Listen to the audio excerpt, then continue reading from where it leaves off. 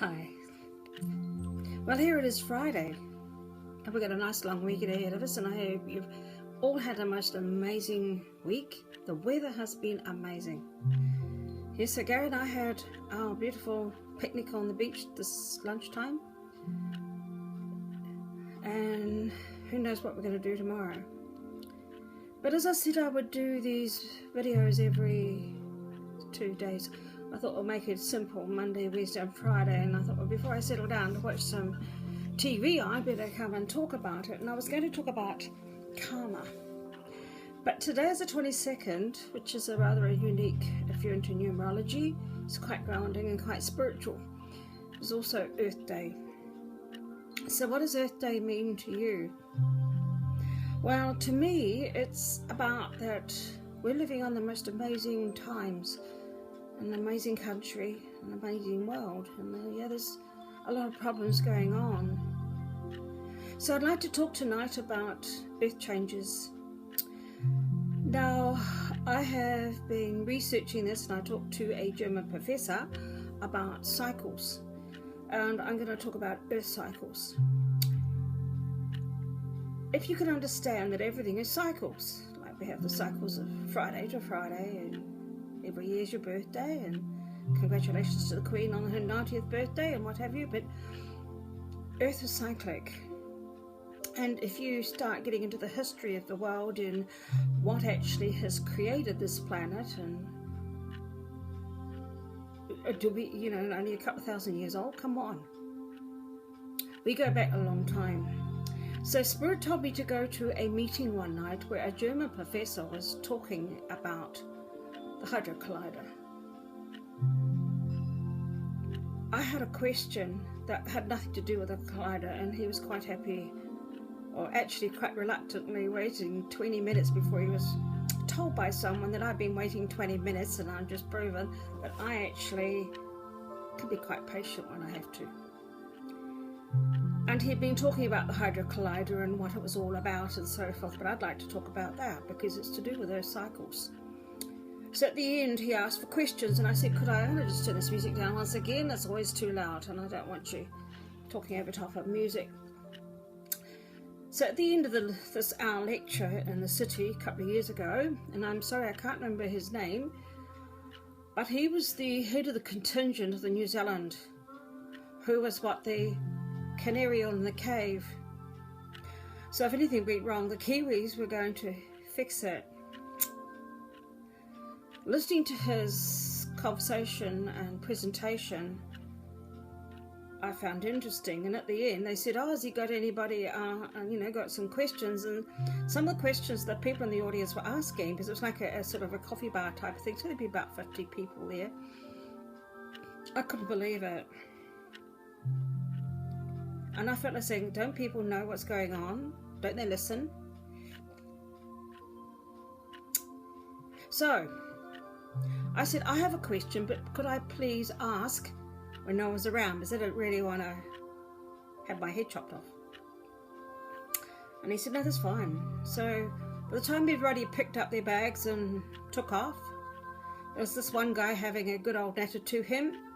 So I just sat patiently, and I had a couple of friends there because they know that I do ask some rather interesting questions because I'm skeptical and analytical. He kept looking at me thinking, oh God, she hasn't gone yet. No, I ain't a Duncan for nothing, stubborn. So I patiently waited, and a guy came up to me and he says, oh, you've been waiting a long time. I said, yeah, I can wait. So in the end I went up to this doctor. She's been waiting for 20 minutes, And you can see he didn't really want to talk to me. And the guy that he was talking to was doing all the talking about how good he was and how he did this and how and that. And I thought, he's all ego. And the German was prepared to sit and listen to him for 20 minutes and not actually see what my question was going to be. So I asked my question when he finally came over to me, and I said, look, do you believe that Earth is cyclic? Yep. Good. And do you believe that Earth is cyclic in like 26,000 year cycles? He says, yeah, that's correct. And that there's cycles in a cycle? He said, yeah. Good. You can see his brain sort of thinking, what's she on about? Where's she coming from?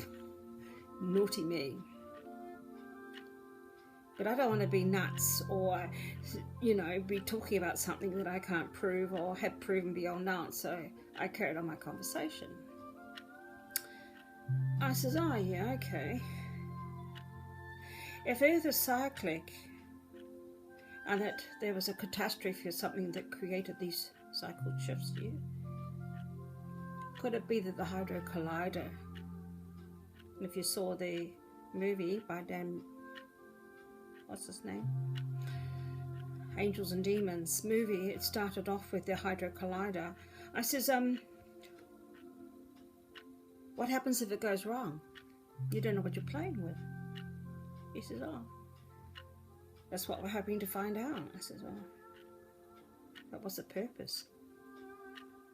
He says, well, we split the atom. He said, and by splitting the atom, we created the CAT scan, senior naturopath. It is right. I said, I've met Harry Oldfield.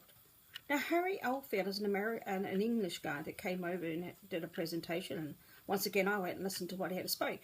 And he had a machine that would be about, say, 6-8 inches long. Quite a small gadget. And he got two people to stand up on the stage and he zapped them. And he could tell them exactly where their illnesses were. It was like that had been scanned by a very expensive $3 million machine. They were quite surprised actually, because not many people knew about one of the conditions, but they had been prepared to stand on the stage and be used as a demonstration. And Harry had never met them before, so he didn't know about their medical system, but the lady was just incredible. He had picked up everything. And what he was doing, he was creating this machine so that, you know, he could create it for $300 so that the poor countries and the islands of that could actually have this machine instead of a $3 million CAT scan. So he said, well, if we hadn't been splitting the atom, we wouldn't have been able to do the CAT scan. So what do you think about the Hiroshima? Do they think those people were quite happy when the Americans dropped bombs on them? Don't think they were happy about that. You could see he wasn't happy with that little conversation, so I quickly changed the subject and I says, oh yeah, okay. Next question. Can we talk about the Philadelphia experiment? Good movie. I said, wrong answer. Can we please talk seriously about the Philadelphia experiment? We made a mistake, didn't we? I said, we certainly did. Now, the Philadelphia experiment was, a aircraft carrier for the American, and they were trying to change the frequency of it. And by trying to change the frequency of it, they did actually do it. But unfortunately, bringing it back was a little bit different, and I don't think you need me to tell you the imagination that when matter is played around with it came back all wrong. It was quite horrendous for some people. I'm not going to go too much into that because it's quite horrific. And this so-called German doctor said, yes, we made a mistake. And I said, yeah. Just like that people in Hiroshima. So with the Hadron Collider, this is what you're doing about the end of cycle. Thanked him very much and walked off. Because remember, Earth is cyclic and everything is in 26,000 years and there's cycles in a cycle. So you might as well say, like if you look on a keyboard of a piano, you've got a C to a C to a C. Okay? And then between the C's you have frequencies, which is C, D, E, F, G, A, B, C, one dimension, two. We've run out of keyboard on our piano. There's one way of putting it. But this time we're in control of it. And we're controlling this endocycle, which is fact. And how do we control this one? We're not going to have people drop bombs on us or try and change around with our matter. The endocycles I can talk to because of the end of Atlantis one in Peru, standing by Misty Mountain. I go to Costco. And I remember being around, going from there to Egypt. How'd I get there? I also remember being there in Lemuria, where we used atomic bombs to set fire on certain parts of the grid of the earth, because the grid of the earth is what we stick to. And there was batches of it. I've had that proven too, so I could talk about this some other time. But what's exciting is that this isn't going to happen ever again. No, this time you and moi are in control of the Sender cycle. And how do we control it? Have you got the answer? It's simple. It's our minds. And it's called love. Love is an energy and a vibration.